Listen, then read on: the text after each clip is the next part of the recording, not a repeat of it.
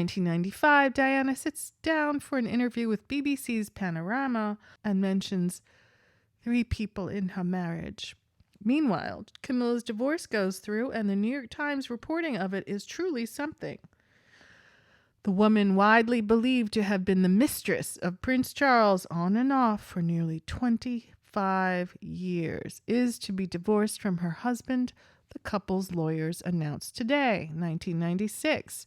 Charles and Diana divorce. Her lawyer, Anthony Julius, gives a statement to BBC News saying, "It was an exceptionally difficult decision and one which the Princess of Wales has taken with immense sadness and regret."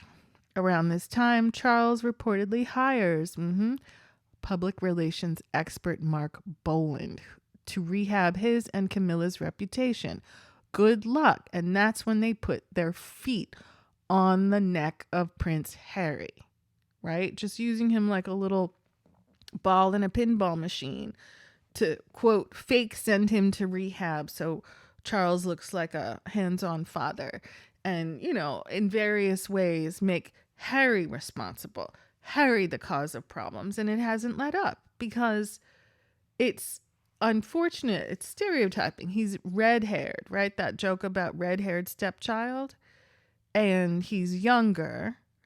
And, it's convenient, right? Who are they going to put it off on? One of the no-names or one of the villains?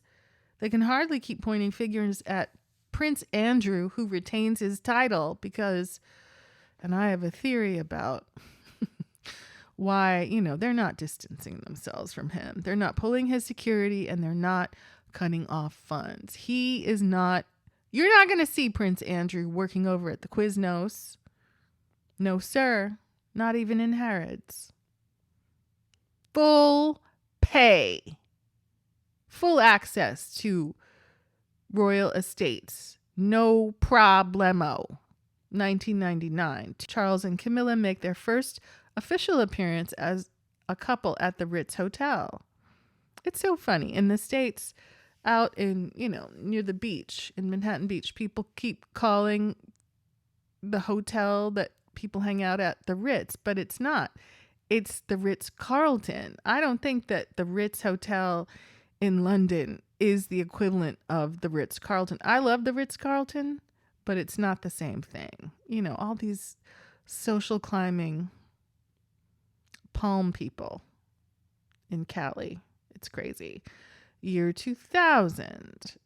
Camilla starts accompanying Charles to official events.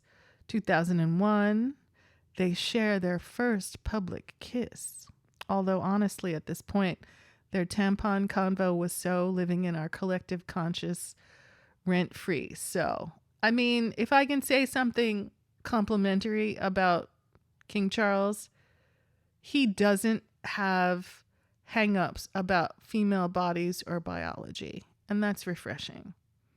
There's so much squeamishness and, that's how we all got here, right? All those processes, all those, all the necessity for that stuff. And he embraces it. He loves it. He not shy. Talking so smutty. What were they talking on that conversation was recorded? I gotta know. 2005, Charles and Camilla get engaged in February and get married just a few months later in April. The Queen doesn't show up to the wedding, but does attend the blessing. Though at the time, the New York Times reports she did not appear to be thrilled and seemed to be making a concerted effort not to stand next to them on the front steps. Yeah, I'm sure she was disgusted. LOL. 2022, flash forward several decades of royal engagements and posh couple vibes, and Charles officially becomes king in September, while Camilla becomes queen consort. 2023, Charles and Camilla pretty much spend the first half of the year preparing for the coronation and getting a fancy new portrait taken. He looks happy. We also find out that Camilla is still super close to her ex, Andrew Parker Bowles, and that he'll have a prime spot at the event. So crazy, so incestuous. No problem. He had his turn at bat, and now it's Charles' turn at bat.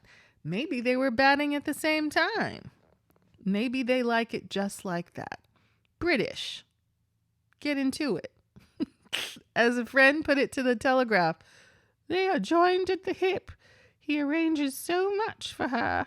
They have lunch together the whole time. He's right in there. He always was and still is Camilla's co-conspirator. So is this some kind of social climbing move by both the Parker Bowles, Andrew and Camilla, to like insinuate themselves and their children into royal life? Now, it's fine if Charles feels like he can trust her, but what I don't like is that her children were at Sandringham, while Harry and the grandchildren and Meghan were excluded. Andrew right there at Christmas, the Christmas walk, while Harry and Meghan and their children are excluded. And now I understand that there are certain goodies and funds that might be, exchanging hands to Camilla's children. And it seems out of order, right? If the Middletons are social climbing, you best believe that Camilla is, and trying to, snag all the goodies and prizes for her children that she can. And so hurtful that she told Diana that, oh, you have beautiful children. That seems like she's shading her own children.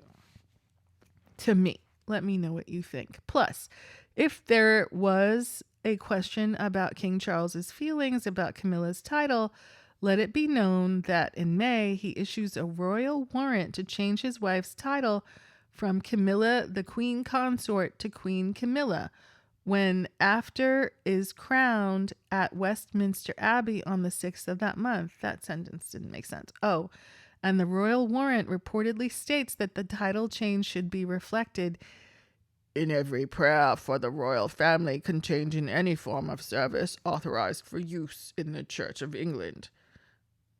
Yeah, blech. No thoughts, just blech. And of course, 2023 isn't without drama for Charles and Camilla, thanks to Prince Harry publishing Spear, in which he recalls begging his father not to marry the other woman because he and Prince William worried she'd be a wicked stepmother, and she is being wicked. Harry did not want Camilla in the room when he met with his father privately to discuss the cancer diagnosis. And I think that speaks volumes. She is a schemer. She is Varys. She is every naughty character, Littlefinger, all that stuff rolled up in one with a Jimmy Savile wig on. Now, I appreciate the fact that she's a horsewoman.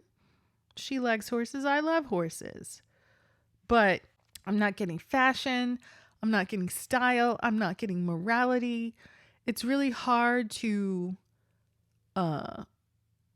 ascribe to her any of the, sort of character that Queen Elizabeth II seemed to have over the decades of her reign. And it's a little disgusting to me. I mean, I get it. This was your bottom B for the whole marriage, most of your life, and you like her, but you can't be blind to the fact that she leaks stories, allegedly, that she's spinning yarns and turning people against people she doesn't like, because that gets her where she's trying to go. And is Kate her latest victim? Is Harry? Is Meghan? It can't, she's not embracing them. She's not saying, there, Charles, make sure all the children are at Christmas. No, she's sitting in the catbird seat, slicing off the prime pieces of ham and turkey and pheasant for herself and her children. Have you seen their pictures? And, the ex-husband is having lunch and hanging out. Like, wow, that's interesting. But there it is. That's the rough timeline of how they got together. I didn't know until I read this that she's supposed to be called Queen. I don't like it, and I'm not going to do it. Queen Consort it is, because that's what Queen Elizabeth II would have preferred. Let me know your thoughts.